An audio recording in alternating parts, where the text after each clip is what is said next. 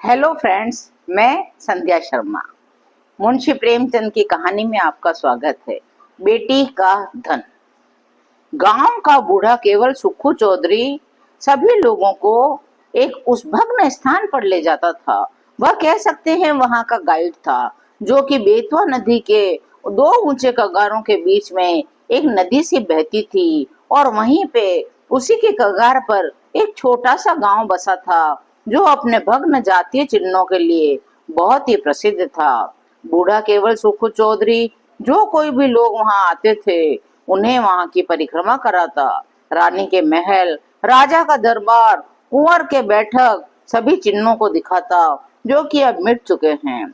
वह रुंधे स्वर से कहता था, महाशय, एक वह समय था कि केवटों को मछलियों के इनाम में अशर्फियां मिलती थी। कहार महल में झाड़ू देते हुए अशर्फियां बटोर लेते थे। बेतवा नदी रोज बढ़ बढ़ कर महाराज के चरण छूने आती थी। उस समय युवा प्रताप था और वह तेज था, परंतु आज देखिए इस जगह की कैसी दशा हो गई है। हालांकि इन सुंदर उक्तियों पर किसी का विश्वास जमता या नहीं जमता, लेकिन उसकी बात सुनने के लिए लोग बाग बड़े तत्पर रहते थे। वह उस बड़ी सहृदयता से, बड़े अनुराग से उस जमाने की कथाएं सुनाया करता था। वैसे सुक्खू चौधरी बड़ा उदार पुरुष था।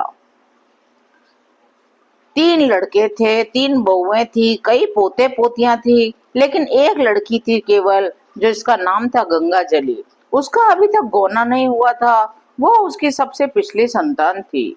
स्त्री के मर जाने पर सुक्खू चौधरी ने अपनी पुत्री गंगा जली को बकरी का दूध पिला पिला कर पाला था। परिवार में खाने वाले तो इतने थे, परंतु खेती सिर्फ एक हल की ही होती थी। बड़ी मुश्किल से जीवन का निर्वाह होता था। इधर सुक्खू चौधरी भी धीरे धीरे वृद्ध होता जा रहा था। थोड़ा बहुत जो उसके पास पुरातत्व ज्ञान था, उसी से वह थोड़ा पैसा कमा लेता था। वह एक तरह से उस समय का गांव का गाइड था। उसे मान प्रतिष्ठा बहुत मिली हुई थी, क्योंकि वह लोगों से बड़े प्रेम से बात करता था। उसी के गांव का एक झगड़ू साहू था, जो कि सुक्खू चौधरी से भीतर ही भीतर बड़ा बड़ा जलता था। सुक्खू जब गांव वालों के समक्ष हाकिमों से हाथ फेंक फेंक कर बातें करता, खंडरों को घुमा फिरा कर दिखाता, तो झगड़ू साहू चपड़ासियों के धक्के खाने के डर से उसके पास तक नहीं जाते थे और तड़प तड़प कर रह जाते थे।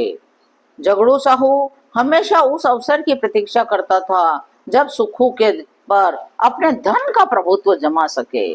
गांव का जो जमींदार था, जिनका नाम था ठाकुर जीतन सिंह, वे लोगों से बेगार बहुत लेते थे। उनके बेगार की वजह से नाक वालों के नाकों में बड़ा ही दम था। जब जिला मजिस्ट्रेट का वहां दौरा हुआ, तो सुक्खू चौधरी को बुलाया गया कि मजिस्ट्रेट को पुरातन चिन्हों की सैर करा कर लाए। जब वो उन्हें सैर करा रहा था, तब उन्होंने दबी जबान से अपने गांव वालों के दुख की कहानी जिला मजिस्ट्रेट को थोड़ी सी कह सुनाई। हाकिमों से वार्तालाप करने में सुक्खू चौधरी को तनिक भी भय नहीं होता था। सुक्खू चौधरी को अच्छे से मालूम था, जीतन सिंह से रार मचाना सिंह के मुंह में सिर देना है। जब गांव वाले कहते थे, चौधरी, तुम्हारी ये मित्रता किस दिन काम आएगी, परोपकार सताम विभूतः, तब सुक्खू का मिजाज आसमान पर चढ़ जाता। घड़ी भर के लिए वह ठाकुर जीतन सिंह को भूल जाता। मजिस्ट्रेट ने गांव वालों की सारी बातें धीरे धीरे सुक्खू चौधरी से जान ली थी, और फिर मजिस्ट्रेट ने जीतन सिंह से इसका उत्तर मांगा। उधर झगड़ू साहू तो सुक्खू से चिढ़ा हुआ ही रहता था। झगड़ू साहू ने चौधरी के इस साहसपूर्ण स्वामी द्रोह की रिपोर्ट जीतन सिंह को दे दी थी। ठाकुर साहब जलकर आग हो गए और अपने कारिंदे से बकाया लगान की बही मांगी। संयोगवश सुक्खू चौधरी के जिम्मे इस साल का कुछ लगान बाकी था। इधर पैदावार भी कम हुई थी। गंगा जली का ब्याह भी करना पड़ा था। छोटी बहू नथ की रट लगाए हुए थी, वह भी बनवानी पड़ी। तो इन सब खर्चों से सुक्खू का हाथ बिल्कुल खाली हो गया था। लगान के लिए कुछ अधिक चिंता नहीं थी। उसे इस बात का अभिमान था कि जिस जुबान से मैं हाकिमों को प्रसन्न कर सकता हूँ, मैं ठाकुर को भी उसी बातों अपनी बातों से उसे प्रसन्न कर लूंगा। और ठाकुर अब उनसे चिढ़ गया था। ठाकुर ने बगैर लगान की नालिश ठुका दी। सम्मान आ गया, पेशी की तारीख पड़ गई और चौधरी को अपना जादू चलाने का अवसर ही न मिला। जिन लोगों के बढ़ावे में आकर सुखू ने ठाकुर से छेड़छाड़ की थी, अब वे लोग उससे सामने ही नहीं आते थे। ठाकुर साहब के सहने और प्यादे गांव में चील की तरह मंडराने लगे। उनके भय से किसी को चौधरी की परछाई काटने का साहस ही न होता था। कचहरी 3 मील पर थी। रास्ते में ठोर ठोर पर पानी था। उमड़ी हुई नदियां, रास्ता कच्चा, बैलगाड़ी का निभा नहीं। और फिर सुखू के पैरों में अब उतना बल भी नहीं रह गया था। तो पैरवी हुई और मुकदमा एक तरफा फैसला हो गया। कुर्की का नोटिस पहुंच गया। सुखू के हाथ पांव फूल गए। सारी चतुराई भूल गया। खाट पर पड़ा पड़ा नदी की ओर ताकता और मन ही मन में सोचता, क्या मेरे जीते जी ही घर मिट्टी में मिल जाएगा? मेरे इन बैलों की सुंदर जोड़ी के गले में आह, क्या दूसरों का जुआ पड़ेगा? उसकी आंखें भर आती। वह बैलों से लिपट कर रोने लगता। बैलों की आंखों में क्यों आंसू जारी थे? वे नाद में मुंह क्यों नहीं डालते? यह बात भी कोई समझ नहीं पाता था, परंतु उनके हृदय पर भी अपने स्वामी के दुख की चोट पहुंच रही थी। झोंपड़े को निहार कर सुखू चौधरी सोचता, क्या हमको इस घर से निकलना पड़ेगा? यह पूर्वजों की निशानी क्या हमारे जीते जी छीन जाएगी? कुछ लोग परीक्षा में दृढ़ रहते हैं, कुछ लोग तो इसकी हल्की सी आंच भी नहीं सह सकते। चौधरी अपनी खाट पर उदास पड़े पड़े घंटों अपने कुलदेव महावीर और महादेव को मनाया करते, उनके गुणगान गाया करता। चौधरी की 3 बहुओं के पास गहने थे, पर स्त्री का गहना ऊख का रस होता है, जो पैरने से ही निकलता है। चौधरी जाति का ओछा पर स्वभाव का ऊंचा था। उसे ऐसी नीच बात कहते हुए अपनी बहुओं से बड़ा संकोच होता था। तीनों बेटे यदि जरा सी भी बुद्धि से काम लेते तो आज इस बूढ़े को देवताओं की शरण लेने की आवश्यकता नहीं होती। बड़े लड़के को तो घाट के काम से ही फुर्सत न थी, और बाकी के दो लड़के थे, वे तो इस प्रश्न को विचित्र रूप से हल करने की बातें करते थे। मंझला झिंगुर कहता, इस गांव में धरा ही क्या है, जहां भी कमाऊंगा वहीं खाऊंगा, पर जीतन सिंह की मूछें एक एक करके चुन लूंगा। और छोटा फक्कड़ ऐंठ कर बोलता, मूछें तुम चुन लेना, नाक में उड़ा लूंगा। नक कटा बनकर घूमेगा। दोनों हंसते मछली मारने चले जाते। गांव में एक बूढ़ा ब्राह्मण भी रहता था। मंदिर में पूजा करता, नित्य अपने यजमानों को दर्शन देने नदी के पार जाता, पर खेवे के पैसे न देता। तीसरे दिन वह जमींदार के गुप्तचरों की आंख बचाकर सुखू के पास आ गया। सहानुभूति के स्वर में कहने लगा, चौधरी, कल ही तक की मियाद है और तुम अभी तक पड़े पड़े सो रहे हो। क्यों नहीं घर की चीज वस्तु ढूंढ ढांड कर किसी और जगह भेज देते? न हो तो समध्याने ही पठवा दो। जो कुछ बचा रहे वही सही, घर की मिट्टी खोद कर थोड़े ही कोई ले जाएगा। सुखू चौधरी लेटा था, उठ बैठा, आकाश की ओर निहार कर बोला, जो कुछ उसकी इच्छा है वही होगा, मुझसे यह जाल नहीं रचा जाएगा।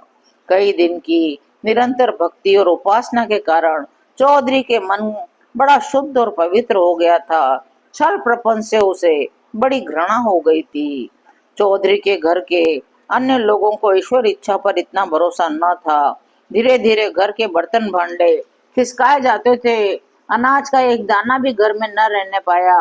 रात को नाव लदी हुई जाती, उधर से खाली लौटती। 3 दिन तक घर में चूल्हा न जला। बूढ़े चौधरी के मुंह में अन्न की कौन कहे, पानी की एक बूंद तक न पड़ी। स्त्रियां भाड़ से चने भुनाकर चबाती, लड़के मछलियां भून भून कर उड़ाते, परंतु बूढ़े की जो एकादशी हो रही थी उसमें कोई शरीक नहीं था, सिवाय उसकी सबसे छोटी बेटी गंगा जली के। वह बेचारी अपने बूढ़े बाप को चरपाई पर निर्जल छटपटाते देखकर बिलक बिलक कर रोती। लड़कों को अपने माता पिता से वह प्यार नहीं होता जो लड़कियों को होता है।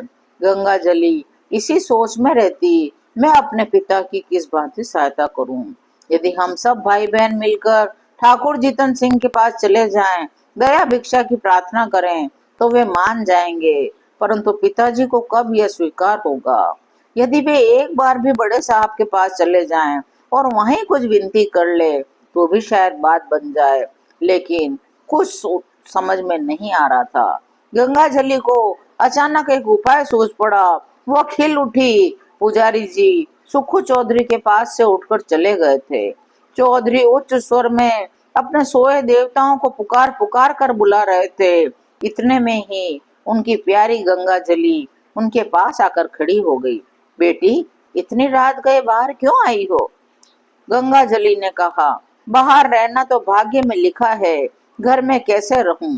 सुखू ने जोर की हाँक लगाई, कहाँ गए तुम्हारे कृष्ण मुरारी, मेरे दुख हरो।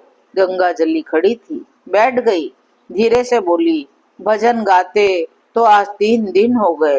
घर बचाने का कुछ उपाय सोचा कि इसे यूं ही मिट्टी में मिला दोगे? हम लोगों को क्या पेड़ तले रखोगे? चौधरी व्यथित हो गए। बेटी, मुझे तो कोई उपाय नहीं सूझता। अब तो भगवान जो चाहेंगे वही होगा। गिरधर गोपाल जो चाहेंगे वही करेंगे। गंगाजली बोली, दादा, मैंने एक उपाय सोचा है, कहो तो कहूँ। कौन सा उपाय है बेटी?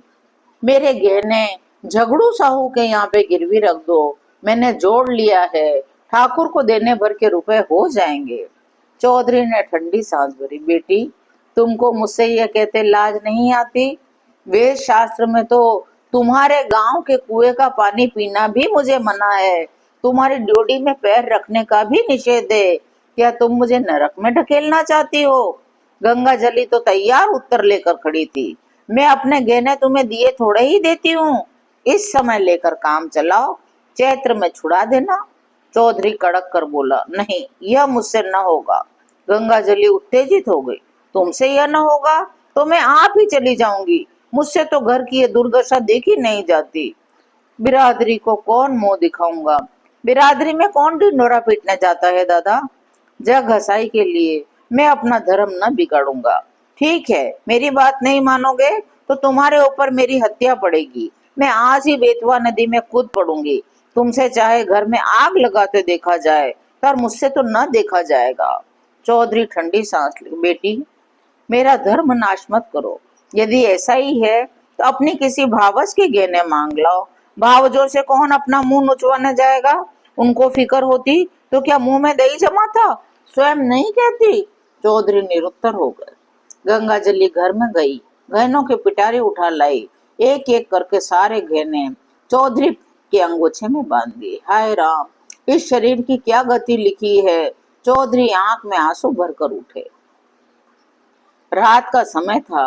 बेतवा नदी के किनारे किनारे मार्ग को छोड़कर सुखू चौधरी गहनों की गठरी कांख में दबा इस तरह चुपके चुपके जा रहे थे मानो पाप की गठरी लिए जाते हों। झगड़ू साहू के मकान पर पहुंचे। झगड़ू साहू धागे की कमाने की एक मोटी ऐनक लगाए बही घाता फैलाए हुक्का पी रहा था। दीपक के धुंधले प्रकाश में अक्षरों को पढ़ने की व्यर्थ चेष्टा लग रहा था।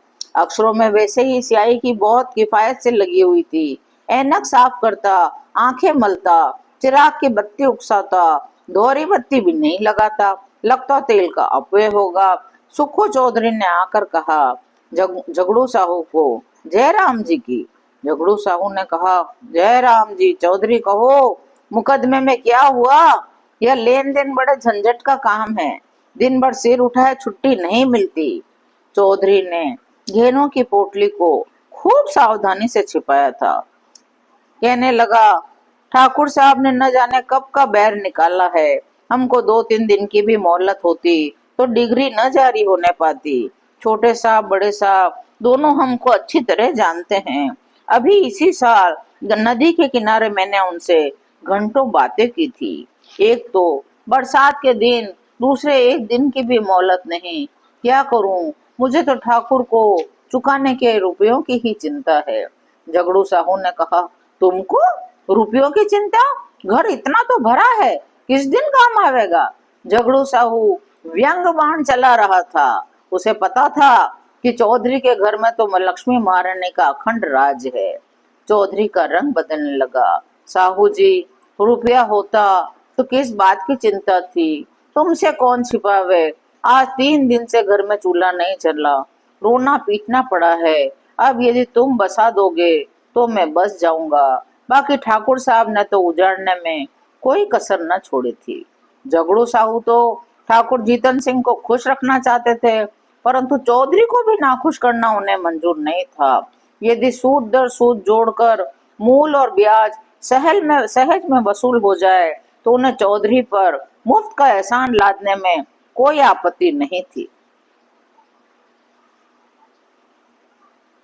बोला, क्या कहें चौधरी जी, खर्च के मारे आजकल हम भी तबाह हैं। लेने वसूल ही नहीं होते, टैक्स का रुपया देना पड़ा, हाथ बिल्कुल खाली हो गया। वैसे तुम्हें कितना रुपया चाहिए? चौधरी ने कहा, 100 रुपए की डिग्री है, खर्च वर्च मिलाकर 200 के लगभग समझो। चौधरी दांव खेलने लगे तो झगड़ू बोला, तुम्हारे लड़कों ने तुम्हारी कुछ भी मदद न की? वह सब भी तो कुछ न कुछ कमाते हैं। साहू जी का यह निशाना ठीक पड़ा। लड़कों की लापरवाही से दुखी चौधरी बोले, भाई लड़के किसी काम के होते तो यह दिन ही क्यों देखना पड़ता। उन्हें तो अपने भोग विलास से मतलब है। घर गृहस्थी का सारा बोझ मेरे सर पर है, इसे जैसे चाहूं संभालूं। गृह कारज नाना जंजाला। झगड़ू ने दूसरा तीर मारा, क्या बहुओं से भी कुछ न बन पड़ा? बेटे बहू सब अपनी अपनी मौज में मस्त हैं। मैं 3 दिन तक द्वार पर बिना अन्न जल के पड़ा था, किसी ने आकर भी नहीं पूछा। और तो कहाँ की बातचीत, बहुओं को जो इतने गहने दिलवाए वह भी तो मैंने ही बनवाए हैं। यदि एक एक गहना भी दे देती तो क्या मैं छुड़ा न देता? झगड़ू समझ गए ये महज जबान का सौदा है। वह जबान का सौदा भूल कर भी न करते थे। तुम्हारे घर के लोग भी बड़े अनूठे हैं, क्या इतना भी नहीं जानते बूढ़ा रुपए कहाँ से लाएगा? अब समय बदल गया है, पैसे चाहिए तो कुछ जायदाद लिखो या गहने गिरवे रखो, तब जाकर कहीं रुपया मिले। इनके बिना तो रुपया कहाँ, इसमें भी जायदाद में तो सैकड़ों बखेड़े हैं। यह लाज कहाँ तक निभाओगे? चौधरी बड़े दयनीय भाव से बोले, शाह जी, ये लाज तो मारे डालती है, तुमसे क्या छिपा है। एक वह दिन था जो हमारे दादा बाबा महाराज की सवारी के साथ चलते थे, और आज एक यह दिन है कि घर की दीवार तक बिकने की नौबत आ गई है। कहीं मुंह दिखाने को भी जी नहीं चाहता। यह लो गहनों की पोटली, यदि लोक लाज न होती इसे लेकर मैं यहाँ कभी ना आता। झगड़ू साहू आश्चर्य से पूछा, ये गहने किसके हैं? चौधरी सिर झुकाकर बड़ी कठिनता से कहने लगे, मेरी बेटी गंगा जली के। अरे राम राम राम! झगड़ू साहू विस्मित हो गए। चौधरी ने कहा, डूब मरने को जी चाहता है। झगड़ू ने बड़ी धार्मिकता के साथ स्थिर होकर कहा, शास्त्र में बेटी के गांव का पेड़ देखना भी मना है। चौधरी निश्वास होकर बोले, न जाने नारायण कब मौत देंगे। भाई जी, 3 लड़कियां ब्याही, कभी भूल कर भी उनके द्वार का मुंह नहीं देखा। परमात्मा ने अब तो टेक निभाई है, पर अब न जाने मिट्टी की क्या दुर्दशा होने वाली है। वैसे तो झगड़ू साहू लेखा जो जो बख्शीश 100 के सिद्धांत पर चलते थे, सूद की एक कौड़ी भी नहीं छोड़ते थे। महीने का एक दिन भी और लग जाता तो पूरे महीने का सूद वसूल कर लेते थे। लेकिन नवरात्रि में नित्य दुर्गा पाठ करवाते थे, पितृपक्ष में ब्राह्मणों को सीधा बांटते थे। बनियों की धर्म में बड़ी निष्ठा होती है। झगड़ू साहू के घर पर एक बार साल में भागवत का पाठ अवश्य होता था। यदि कोई दीनहीन ब्राह्मण लड़की ब्याहने के लिए उसके सामने हाथ पसारता तो वो उसे कभी खाली हाथ न लौटाता। भीख मांगने वाले ब्राह्मणों को चाहे वो संडे मुसंडे हो, उनके दरवाजे पर कभी फटकार नहीं सुननी पड़ती थी। उनके धर्मशास्त्र में कन्या के गांव के कुएं का पानी पीने से प्यासा मर जाना अच्छा था। स्वयं इस सिद्धांत के पक्के थे और वे इस सिद्धांत के अन्य पक्षपाती उनके लिए महामान्य देवता था। झगड़ू साहू पिघल गया। मन में सोचा, यह मनुष्य तो कभी ऊंचे विचारों को मन नहीं लाया। निर्दय काल की ठोकर से अधर्म के मार्ग पर अवश्य उतर आया है, लेकिन इसके धर्म की रक्षा करना भी हमारा ही कर्तव्य है। धर्म है यह विचार मन में आते ही झगड़ू साहू गद्दिश के सहारे उठ बैठे, मनसद के सहारे उठ बैठे, दृढ़ स्वर में कहने लगे, चौधरी वही परमात्मा जिसने अब तक तुम्हारी टेक निभाई है अब भी निभाएगा। ये लड़की के गहने लड़की को दे दो, लड़की जैसी तुम्हारी है वैसी ही मेरी भी है। यह लो रुपए, आज काम चलाओ, जब हाथ में आ जाए तो दे देना। चौधरी पर इस सहानुभूति का गहरा असर पड़ा। वह जोर जोर से रोने लगा। उसे अपने भावों की धुन में कृष्ण भगवान की मोहिनी मूरत सामने विराजमान दिखाई दी। वह झगड़ू साहू जो सारे गांव में बदनाम था, जिसकी खुद कई बार चौधरी ने हाकिमों से शिकायत की थी, आज साक्षात देवता जान पड़ता था। रुंधे हुए कंठ से गदगद होकर बोला, झगड़ू तुमने इस समय मेरी बात, मेरी लाज, मेरा धर्म कहाँ तक कहूँ, मेरा सब कुछ रख लिया है, मेरी डूबती नाव पार लगा दी है। कृष्ण मुरारी तुम्हारे इस उपकार का फल देंगे और मैं तो तुम्हारा गुणगान जब तक जीऊंगा गाता रहूंगा। कैसी लगी आपको ये कहानी? जरूर बताइएगा। धन्यवाद।